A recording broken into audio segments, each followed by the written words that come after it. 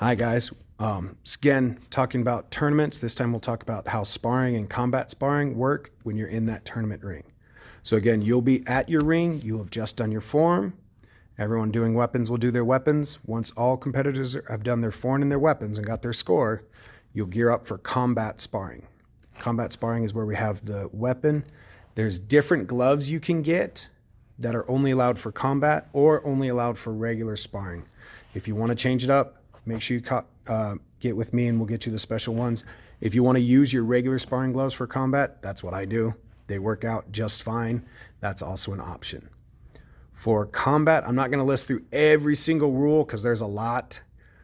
General gist is students will do a single elimination bracket. So depending on how many people there are, they'll randomly get assigned a spot and a bye based on the number of people. So say there's 9 people, which means, we'll do an easy one. Say there's 7 people, which means one person has a bye.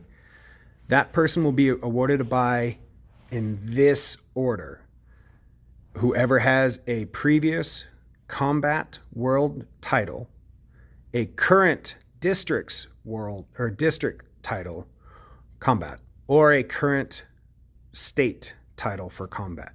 If no one has any of those on their uniform, then it's just randomly selected for the bye. And that's kind of how the bye process works. So that's why if you do get those state district champions, make sure you get that cool new uniform with them on the back because they help out at tournaments as well. With it being a single elimination, you're sparring 2 minutes, either whoever has the most points in 2 minutes or who first to 10 wins that match. If you lose that match, you're out for that round and you'll get ready to spar for regular sparring. Only exception, if you have the last 2 matches are going for the semifinal, the winners of those 2 matches will be paired up for first and second.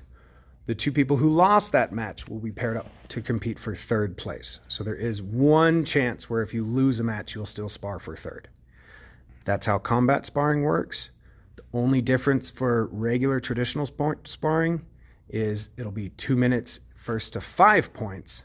Same bye process, same single elimination. The goal is to have that as similar as possible so that it's very easy for parents to pay attention, follow along, know the rules. Biggest rule that I want to make sure parents are made aware of, in ATA Taekwondo, there is no coaching. So even if you're on the sidelines, you can't be telling them what to do. Oh, kick them in the head, go now, go now. We want to keep very general, like, yeah, you've got this, go guys, let's go. Simple cheering like that to make sure we're not coaching, helping them out. It's an individual sport and we want them to be able to build the process to learn how to read and judge and compete that way. Like I've said earlier, if you have any questions on how tournament sparring works, please feel free to reach out to me. I'd love to answer them. If we want to get like some private lessons set aside to get students ready for tournament, I love doing that. We can get you taken care of. Thank you.